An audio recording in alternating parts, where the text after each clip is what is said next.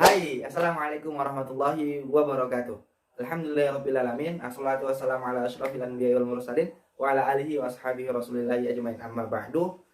Gimana kabarnya teman-teman semua? Semoga kita selalu sehat senantiasa dan dilindungi oleh Allah Subhanahu wa taala. Perkenalkan, nama saya Ilham Akbar Sirait dari jurusan Manajemen Bisnis Syariah, Institut Agama Islam Tazkiyah dengan NIM 2110101042.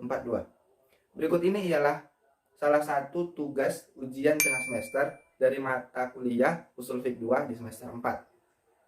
Saya akan membawakan atau saya akan mempresentasikan judul yang telah saya presentasikan dan kelompok saya di pertemuan offline pada pertemuan pertama, yaitu dengan tema mutlak dan muqayyad. Baik, pertama kita akan membahas definisi mutlak. Baik, definisi mutlak ialah sebuah lafaz yang menunjukkan suatu objek atau lebih tanpa ada keterangan yang mengikat lafaz tersebut. Boleh kita kasih contoh, yaitu dengan contoh rojulun, yaitu dengan artinya laki-laki, anak laki-laki. Kalau seandainya kita kasih rojulun saja, berarti rojulun tetap rojulun, tidak ada ikatan. Nah, contoh yang lain, Indonesia, negara Indonesia. Kalau kita cuma bilang negara Indonesia tanpa ada ikatan apapun, berarti dia termasuk dengan definisi mutlak. Contoh dalam Al-Quran, Na'udzubillahi minasyaitonirrajim. Bismillahirrahmanirrahim. Fatahriru raqabatin min qabli ayyatamassa. Yang artinya, maka wajib atasnya memerdekakan seorang budak sebelum kedua suami istri itu bercampur. Surah Al-Mujadilah ayat 4. Lafaz raqabah. Raqabah itu hamba sahaya atau budak. Itu adalah lafaz mutlak, tidak dibatasi yang bagaimana, yang seperti apa. Bisa meliputi budak mukmin, bisa meliputi budak kafir. Jadi maksud ayat di atas, apabila seorang suami menzihar istrinya, maka wajib suami itu memerdekakan budak, terserah budak apapun. Nah, itu definisi mutlak. Selanjutnya kita akan membahas muqayyad, yang artinya sebuah lafaz yang menunjukkan suatu objek atau lebih yang memiliki keterangan makna yang terikat. Nah, muqayyad ini kita kasih contoh dengan rajulun Indonesia. Rajulun Indonesia yang artinya anak laki-laki Indonesia. Jadi anak laki-laki ini terikat dengan Indonesianya. Makanya kita sebut dengan muqayyad, dia terikat. Contoh selanjutnya, raqabah mukminah. Raqabah saja kalau kita bilang raqabah berarti masuk ke mutlak. Namun apabila kita tambah mukminahnya, maka raqabati mukminah itu kita sebut dengan muqayyad. Definisi contoh dalam Al-Quran, A'udzubillahi minasyaitonirrajim, fatahriru raqabatin mu'minah wa diyatu musallamah ila ahliha.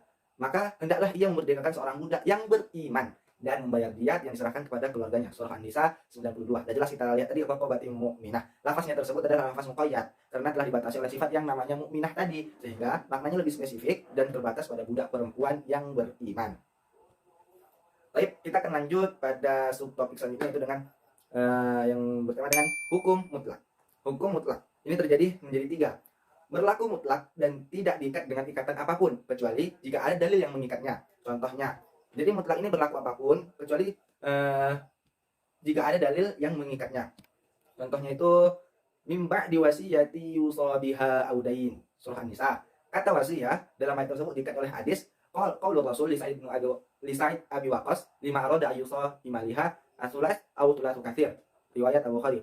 Nah, jadi kalau dalam Al-Quran itu tentang pembagian harta itu, mimba diwasiyati yusa biha audain. Dia hanya menjelaskan tentang mimba diwasiyati yusa. Dia hanya bilang, maka sedekahkanlah, maka wasiatkanlah. Tapi tidak bilang dengan nominalnya. Nah, akan tetapi datang hadis Rasul, katanya itu sepertiganya saja. Itu. Jadi ada ikatan dalam Al-Quran ke hadis. Selanjutnya yang nomor 2.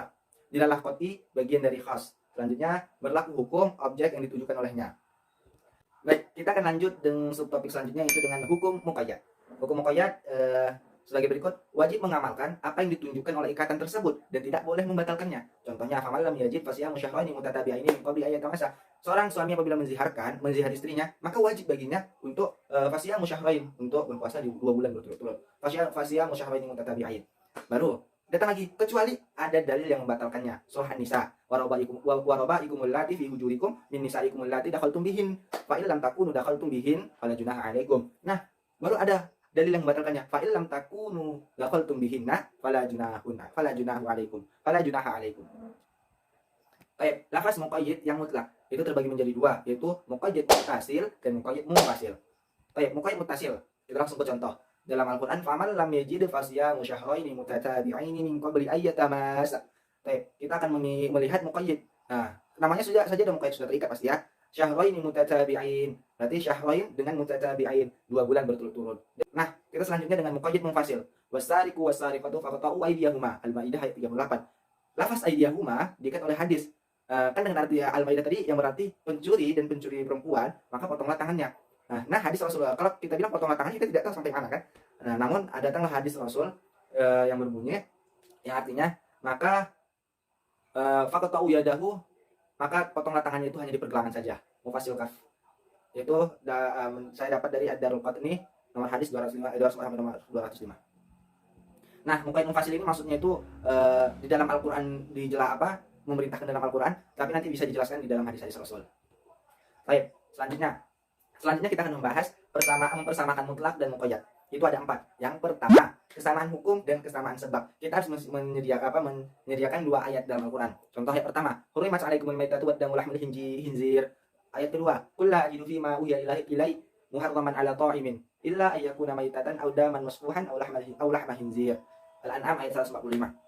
Nah, hukum di ayat kedua di atas, hukumnya ialah keharaman memakan darah. Sebabnya, tadi kan kesamaan hukum dan kesamaan sebab. Sebabnya bahaya yang ditimbulkan dari memakan darah. Hukum pada masalah ini mutlak disamakan dengan muqayyad. Darah yang diharamkan adalah darah yang mengalir. Hati dan darah tersisa di urat nadi dan daging halal hukumnya. Kita lanjut dengan yang kedua, perbedaan hukum dan perbedaan sebab. Sama. Wasariqu wasariqatu faqta'u aydiyahuma.